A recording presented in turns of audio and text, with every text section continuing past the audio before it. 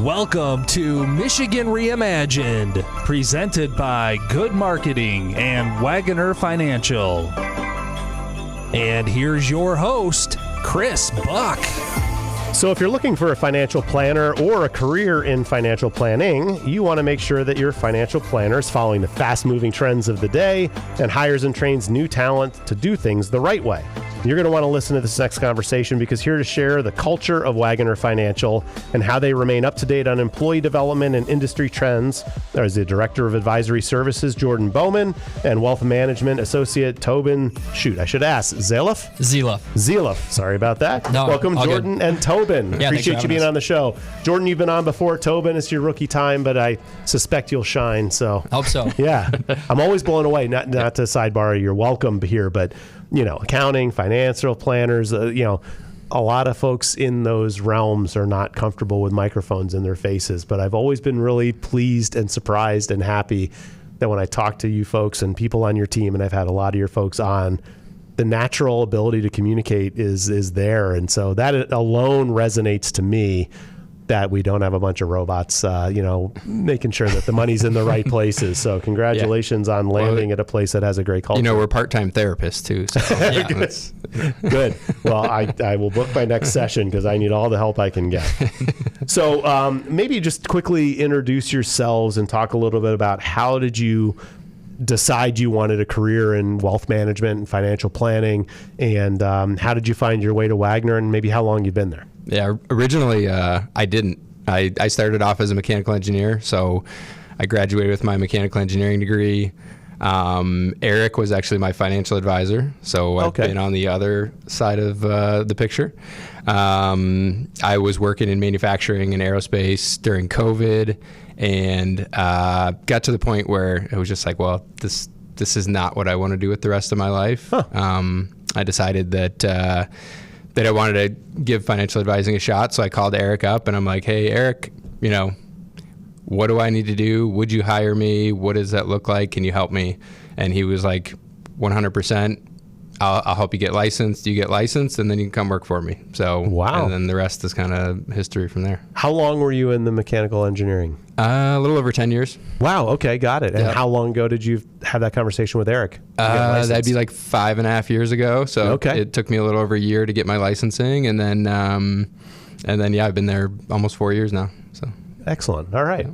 Tobin? Yeah, for me it was a lot more linear. So my sophomore going into junior year at Michigan State, I kind of knew I wanted to go into financial planning, wealth management, but at that point I don't really have any experience in the field or anything like that. So what do? You go try to find an internship. At that point, didn't really know anything about Waggoner, but I was fortunate enough to come on for that initial summer for 3 months, and I enjoyed it so much I just didn't want them to get rid of me. So I tried my best to stick around as hard as I could throughout the school year. So I worked part-time during my junior year, came back for a second summer, my junior going into senior year, and actually just wrapped up my senior year at State. So you just walked like this weekend. Yep, a couple days ago. All right, so, and actually, I appreciate you asking how to pronounce my last name because they did mispronounce it at graduation. But yeah, that kind of brings me to today. Like I've been an advisor for 2 years now, and now I have the degree to go with it. So that's awesome. Now I got to ask. So, how did you decide early on that you wanted to do this kind of work, like high school and early college, as you were kind of figuring out your life's path? Was it mentors? Yeah. Was it influenced by family members? Was I would say just passion for money? I would say that has to be a part of it, right? But a big thing for me was just like finding something fulfilling that you're actually working with other people. Like if you think about some other jobs in finance, like I knew I always wanted to work with money. I like, basic things like numbers and that kind of thing. But I didn't really like the transactional feel of some other jobs in finance. Like if you think corporate finance or investment banking or something like that, that just wasn't for me. I wanted to work more with people, and that's financial advising, right? At the end of the day, it is a lot about the numbers and the finance, but it's also about connecting with people and helping make an impact on their lives as a household, as a family, and that kind of thing. That's interesting you say that, because I was always more sales, marketing, operations, corporate America guy. And we had an accounting team, and we talked about hiring people with accounting or finance degrees, and in my mind, it was all just like the numbers people, right? And accounting is obviously very different than financial planning. But then I kind of evolved, and I'm like looking at a CFO versus a controller, and then thinking about the differences between, like, there's a lot of nuances. And Tobin, I think you just did a really nice job of explaining. It's like, I'm a numbers guy, I'm a kind of a money guy, but I don't want to just be in a bank. And a problem solver. Right. Yeah, exactly. Engineering degree for me, it's just a different problem that we're solving like every day with. It doesn't matter if it's working with a business or working with an individual. You have a lot of puzzle pieces in front of you, and there's a bunch of different ways they can fit together. There's only one probably best way that it fits together, right? So. Right. But that's good for you for looking at all of that and being able to put that all together and just not go find a job, but find one that you think checks the boxes that need to be checked at your age. So. Yeah, and it helps being somewhere that I enjoy being. So right, and you got both you and the Waggoner team got to try it before you buy it. Yeah, kind of a thing. It's like, hey, come on board and be an intern, and if you fail miserably, there's shake your hand and give you a pen and you leave. Go find somewhere else. Right, exactly, right. Yep. But then you would know as well, so that the likelihood of your success, I think the internship world is such a great thing that I encourage everyone to do as an employer and as a student. I think. We always liken it to dating, right? Right. It's a two-way street. You know, we're seeing if we like the product, and they're seeing if they like our product, and and at the end of the day, it's a good fit for both of us to try it before you buy it. 2 interviews in marriage, that's not a thing. I hear you. So I think you maybe touched on it a little bit, Jordan, but what would you say kind of the most rewarding part of your work is that nobody maybe would suspect? Yeah. So I think some of there's a couple different aspects, but really like the tough conversations that you have to have up front, and then years later, maybe seeing those come to fruition. And because we work with a lot of smaller clients, we'll start with people, we like to work with people where they're at, right? So young college student just starting their career, no money saved, we'll work with them as long as they're serious, right? Yep. And so sometimes up front, when they're just getting into their career and we're like, hey, you should be saving 20 to 30% of your income. And they're like, oh my gosh, that's so much money. I can't believe I'm saving, $500, $1,000, $1,500 a month into this investment account. And then a few years later, they're like, where did all this money come from? Right. That's your money. That's the hard work that you put in. I didn't do any of that. You did that. You had to make the tough decisions, and that's the fruits of your And those work. Tough conversations are get a humble car, don't overpay for housing. Yeah. Don't spend $500 a weekend on, partying and dating and all that kind of stuff. And buying the $80,000 pickup that you could afford, but it's not in your best interest to afford that. Right. So those are the tough conversations up front that, lead to a much better financial situation down the road. How about you, Tobin? Yeah, I know you're just starting out, so maybe a little harder question to answer. No, I'd flip the coin on that. I would say it's kind of counterintuitive, but I'd say one of the best parts is seeing the clients start taking the money out of the accounts, right? And at the end of the day, we're asset managers, right? You wouldn't think that we would want to see them start taking their own money, but that's when they're at the point where they've worked so hard and they get to actually reap what they sow, and they get to enjoy the fruits of their labor and that kind of thing. So that's what I would point to is getting, Jordan always talks about taking the financial aspect out of a decision, and just saying, is this something that I can do? Can I feasibly do it from a financial standpoint? Okay. Do I want to do it? Okay. So yeah, being able to walk people through that kind of decision and everything like that, where they're getting to use their own funds and enjoy, retirement or a big purchase or something like that. Right. Okay.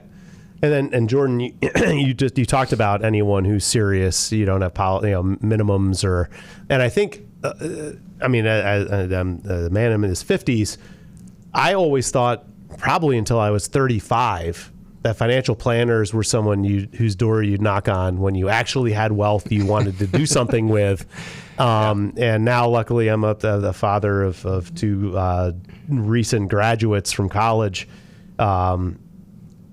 And I have a different philosophy on that now, right? Right. But it's also a little intimidating for them to be like, who am I to have a financial planner when I don't have any finances, or why is it important to start now, and all those philosophies. And luckily I was able to give them the X's and O's and get them started. But talk a little bit about how to make sure our listeners aren't daunted by the prospect of feeling worthy of having a financial planner, and like when is a good time to start, how to think about engaging and making that phone call or setting up that appointment. So the traditional financial advisor, it makes sense that they would only take somebody who has $500,000, $1 million, $2 million, $5 million, whatever the case is for a specific financial advisor. But a traditional financial advisor just has the advisor, maybe a paraplanner, and a service person, right? Well, we have a whole team of people, and so we all support each other. And as we bring on young advisors, it's really great to put a young advisor with a young client, and they get to grow together, and the fact of the matter is that we do lose money on somebody who starts with $0. We're investing time into that client. We're investing resources. We have software, and we have traders, and we have people doing research and all of this for a client who might only get charged $100 in fees for the year, right? So, but in the long run, that's a really great model for us. It's a really great model for Tobin to learn. It's a really great model for a client, because the best years that they should be saving in are the younger years, right? And if they can save young, that's going to pay out tenfold in the long run. So it makes a lot of sense for us and for the clients to get started younger. And so, you asked when's the best time to get started? It really is, immediately. Right. And it is. We hear it all the time. They're like, I don't think I even have enough money to have a conversation with you. And it's like, I understand the mindset, but it's tough to break that sometimes. And and so who else needs it more than the people just getting started, right? Exactly. Yeah. And just planting a bunch of seeds, right? And you it seems like you need to ask those younger folks who don't feel worthy, or they don't have it's like, are you betting on yourself? I mean, do you think you're going to earn money and make good decisions and retire at a reasonable age? And, then if you're betting on yourself, we're happy to bet on you with you, kind of a thing, right? Yeah. Yeah. And one thing you touched on, I think that's important, because like I mentioned, I connected my sons to you. I guess I may as well just say that. Big fan of Waggoner Financial. My sons have portfolios with you. And one of the unexpected benefits are them being placed with someone that's about their age. I mean, Tobin, you're actually younger than both of my kids, I would imagine, unless you took a bunch of time in between high school and college. But because my youngest son graduated last year, and then my other son graduated 2 years before that, took a year, and then is in grad school. So I found that's the case with most of my clients are older than me. Right. But that's welcoming, right? Because you're going to speak the same language. Again, I'm thinking about just stereotypes, and I think that most listeners, or maybe I was just in my own mind thinking that a wealth manager was a 55, 60-year-old white guy in a three-piece suit that's just counting pennies and and dollars, and just a capitalist extraordinaire smoking a cigar behind a big desk, right? And it's so much different than that, and it's important that you meet the client where they are. I think you said that earlier on, and that's a good call. Excellent. So, from Tobin, you're just starting your career there, and Josh, you haven't been there terribly, terribly long. Generally speaking, what do you think a person getting into the financial planning career should expect? Or what should they ask prospective employers? Because there's a million places that they could go work and do generally the type of work that you do. What kinds of questions should they be asking an employer to make sure that they're in the right place? Yeah, I'd say in terms of questions they should be asking, you have to think about what you see for yourself in terms of your career trajectory, right? If you're someone who's like, I want to take it slow, I'd want to really learn the business and grow under another advisor's purview or that kind of thing, that's something that you can ask, right? Like, what kind of programs you have in place or systems you have in place for good mentorship and that kind of thing.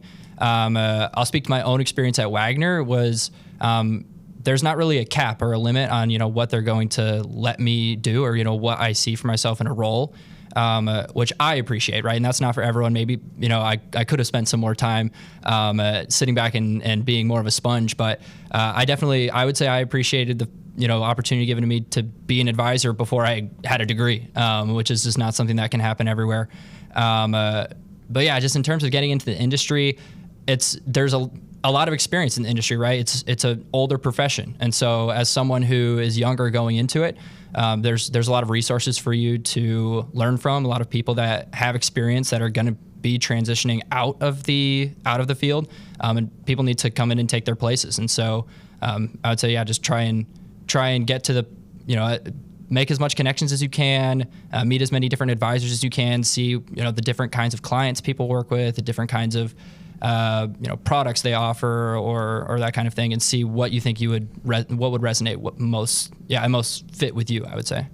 Right on. I think also there's so many different ways routes that you can take. And I would say even like early in my financial advising career, I was like, well, maybe I could just do this on my own, right? Maybe I could, there's, okay, well, I'll get to keep, X amount of my revenue and it's all commission based. And, that's great. But our model is not like that, right? And, but I've been able to grow much faster here because I have a huge support group, right? Right. And so It's just a totally different model. You want to be a one-man show all by yourself.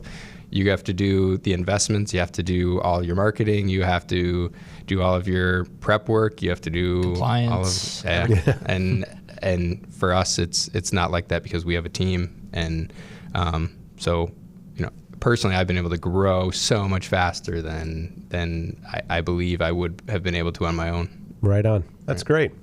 So I want to give a nod to our friends at Good Marketing. Here at Michigan Reimagine, we tell stories of passionate Michiganders doing great things across the state. Today's podcast sponsor, Good Marketing, helps organizations tell those stories in powerful and measurable ways. As a behavior change accelerator, Good partners with mission-driven clients to inspire action, shift mindsets, and strengthen communities. From advancing affordable housing to protecting natural resources and expanding education and workforce opportunities, their work moves Michigan forward. See how they're helping shape Michigan's future at goodmarketing.com. That's GUD marketing.com.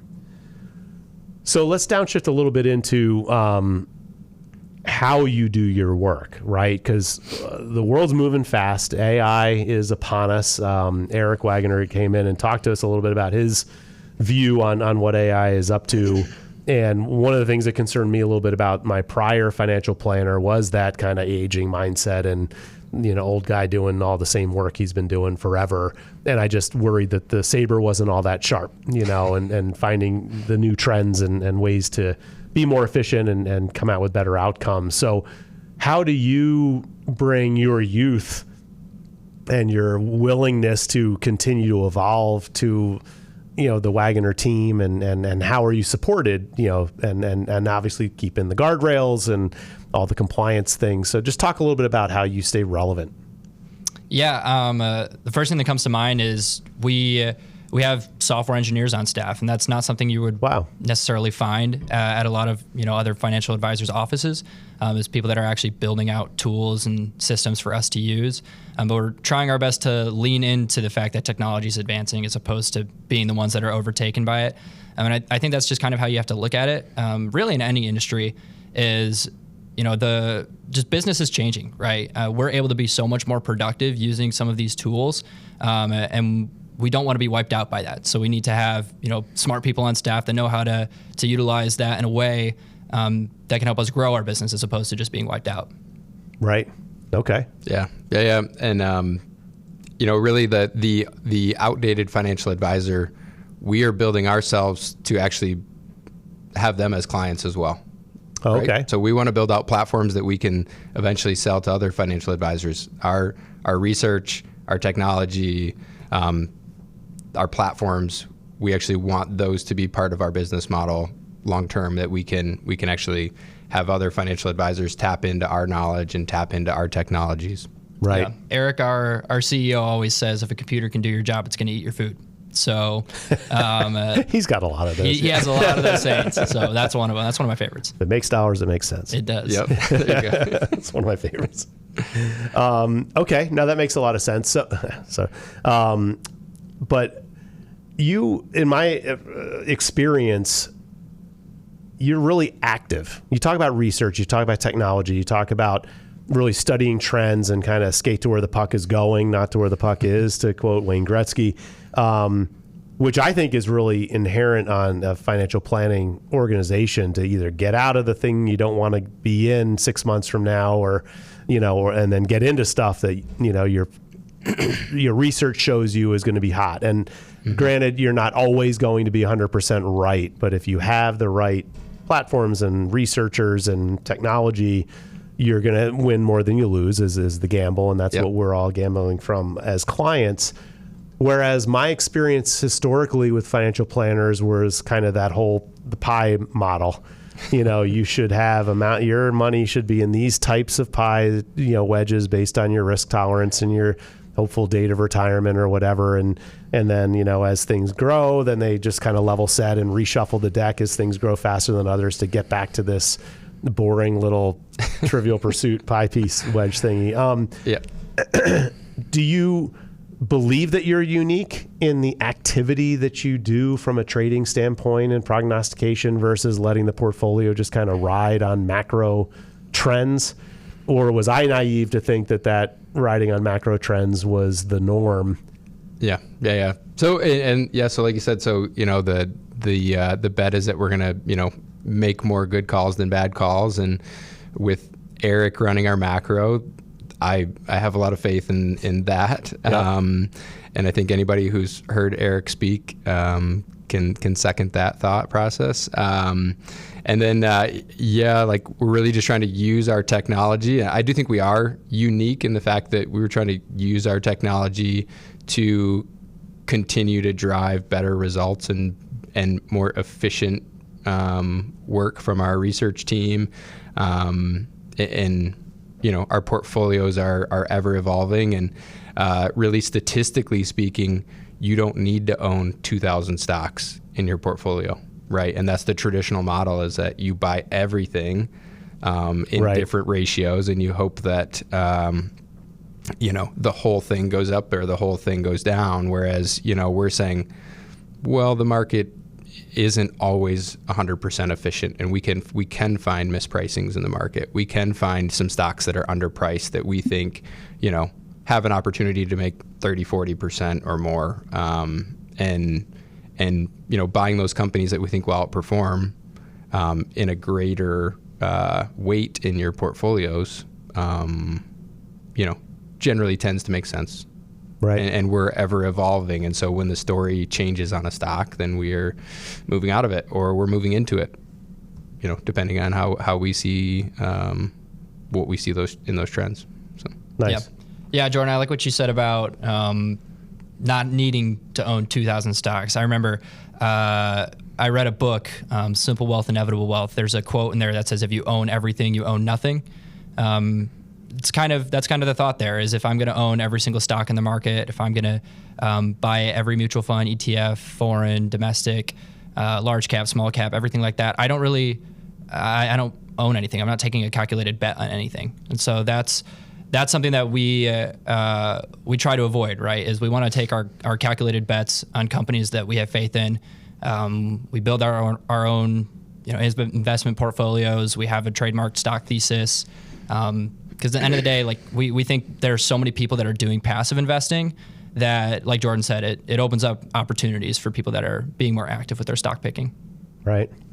And our next sponsor that I want to talk to you about is betting on people who hopefully will be in the stock market as companies, and that's the folks at Michigan Rise. This episode is brought to you by the Michigan Rise Pre-Seed Fund, providing early-stage funding to Michigan-based startups. Since 2020, Michigan Rise has helped high-tech, high-growth startup companies achieve commercial and technical milestones through capital formation strategies, talent development, and customer acquisition tactics. With financing options for every stage of the entrepreneurial journey, Michigan Rise significantly increases the impact of new ideas and research. Visit www.michiganrise.com to discover how Michigan Rise can help fuel your startup's growth. Michigan Rise is supported by the Michigan Economic Development Corporation and the Michigan State University Research Foundation. So we talked a little bit about technology, making sure that you're using the resources. I mean, certainly you have researchers, but they hopefully are interpreting some stuff that maybe AI or other reporting that can spoon feed them to give them a little bit of a shortcut and to help them bet more strategically on things that research is telling them to get involved in. Talk to me a little bit about whether you're deploying yourself. Are you expected to try to go earn new clients as individuals? Yeah. I mean, we're always looking for new clients. So it's and when we work with, like, when we meet with our younger MSU grads, right, the Wealth Management Association, we do talk about that, because you could be the best financial advisor in the world, but if you don't have any clients, you're not a financial advisor. You're not advising anybody. So. Right. It seems natural to me to have reasonably youthful folks in what has historically, in my opinion, been kind of an aged, profession. And, looking for higher net worth people that already exist to move their portfolio from somewhere else to you based on some sort of a value proposition. But thinking about my sons who just got their financial plans started right out of their college years, and then looking at the youth that's sitting across from me at the table, it seems like proactively explaining that. And now that you mentioned that, Jordan, I do see on LinkedIn that you do speak in front of classes, particularly at MSU and financial clubs and that kind of stuff. But it seems like you could tap people and just say, hey, you should be thinking about this. Yeah. And it may not be obvious to you, but let's talk, because really your cost of entry is virtually nothing. And you're going to get advice that's going to pay dividends. So why wouldn't you take this conversation? Yeah. No, and that's exactly how it goes. It's when you believe in the product, and I never feel like I'm selling anybody anything. I really am like, you should be using us. Like, I really, truly believe that every person out there should. And it doesn't matter, like if you're a large business, medium business, you're an individual person, you're if you have nothing, if you have a lot, across the board, I truly feel like you should be using us. So to me, it's not sales. It's,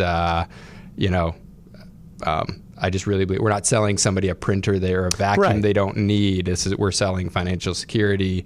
And basically at this point, we have a product for everybody. I mean, with the tax and the business services and estate planning and the financial advising, across the board, it's we have something for everyone in any stage of their life. So. Yeah. Right on. Yeah. To quote Eric again, if we all have to eat, then that means somebody has to sell. So that's you might not necessarily think about that, especially someone who's young going into the field, that you're going to have to prospect and do sales and that kind of thing. But it should come naturally. And I guess it depends on the type of business that you're working in. Maybe you're at an established company and they're not necessarily looking for new business, but the current state we're in right now is we want to keep growing. We want to keep hiring more people and creating more jobs and meeting more people and helping more people with their finances and everything like that. And you don't do that without sales. And like Jordan said, you don't necessarily think about it as sales if you truly believe in what you're selling.